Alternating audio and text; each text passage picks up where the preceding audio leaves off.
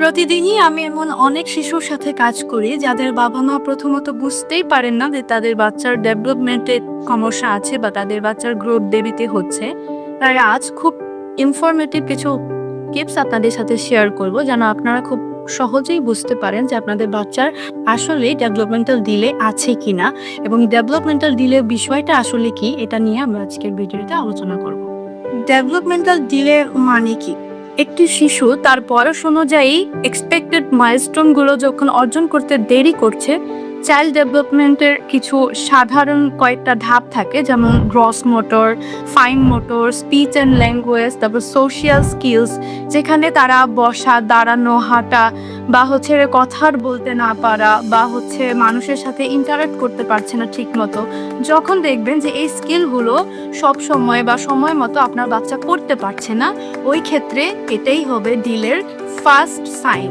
তো ওই ক্ষেত্রে আপনার কি করতে হবে? আপনার বাচ্চার সাথে আপনার ইন্টারঅ্যাক্টটা বেশি করতে হবে। বাচ্চাকে বেশি করে আপনার খেলনা, তারপর ফ্লোরে খেলতে দেওয়া, বাচ্চাকে স্ক্রিন টাইম না দেওয়া বা বাচ্চার সাথে আপনি বেশি কথা বলার চেষ্টা করবেন। দেখবেন যে বাচ্চা আপনার সাথে রেসপন্স করছে কি করছে না।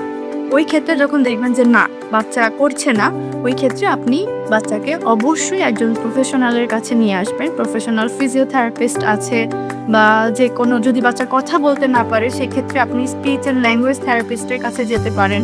বা যদি আপনার বাচ্চা মানুষের সাথে মিশতে পারছে না বা কারো সাথে, যেমন আপনাকে ছাড়া সে অন্য কারো কোলে যেতে চাচ্ছে না বা কারো কাছে সে থাকতে চাচ্ছে না, এমন ক্ষেত্রে আপনি তখন বাচ্চাকে একজন চাইল্ড সাইকোলজিস্টের কাছে দেখাতে পারেন। আমি যেহেতু একজন ফিজিওথেরাপিস্ট, এক্ষেত্রে আমি ফিজিওথেরাপি নিয়ে বলবো যে ডেভেলপমেন্টাল ডিলের ক্ষেত্রে ফিজিওথেরাপি কতটুকু গুরুত্বপূর্ণ। আচ্ছা, তো আমাদের জীবনের প্রথম 5 বছর একটা বাচ্চার জন্য ব্রেইন ডেভেলপমেন্টের সবচেয়ে দ্রুততম একটা অধ্যায়। এই সময় সঠিক থেরাপি দিলে ব্রেইন নতুনভাবে শেখার সুযোগ পায়, যাকে আমরা নিউরোপ্লাস্টিসিটি বলে থাকি। ফিজিওথেরাপি সাধারণত কি কাজ করে ডেভেলপমেন্টাল ডিলের ক্ষেত্রে?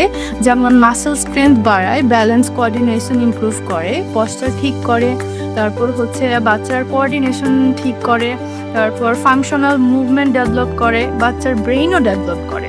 একটা বাচ্চা যখন প্রতিদিন এক্সারসাইজ করে তখন তার ব্লাড সার্কুলেশন বাড়ে, তার ব্রেইন এবং নিউরনসের যে কানেকশনগুলো থাকে সেগুলো আরও সতেজ হয় এবং বাচ্চা খুব দ্রুত শিখতে পারে, খুব দ্রুত বাচ্চা ডেভেলপ করতে শিখে।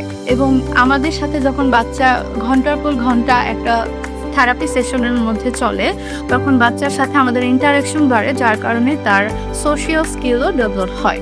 এই ক্ষেত্রে আমরা আপনাদেরকে বলবো যে আপনার বাচ্চার যদি এমন কোনো প্রবলেম থেকে থাকে যে বাচ্চা বসতে পারছে না, দাঁড়াতে পারছে না বা বাচ্চার সমস্যা হচ্ছে, আপনি যখন বুঝতে পারবেন যে হ্যাঁ, আমার বাচ্চার ডেভেলপমেন্টাল ডিলেটা আছে, আমি বলবো যে খুব শীঘ্রই আপনি দেরি না করে একজন দক্ষ ফিজিওথেরাপিস্টের কাছে নিয়ে আসুন এবং আপনার বাচ্চাকে দ্রুত অ্যাসেসমেন্ট করান।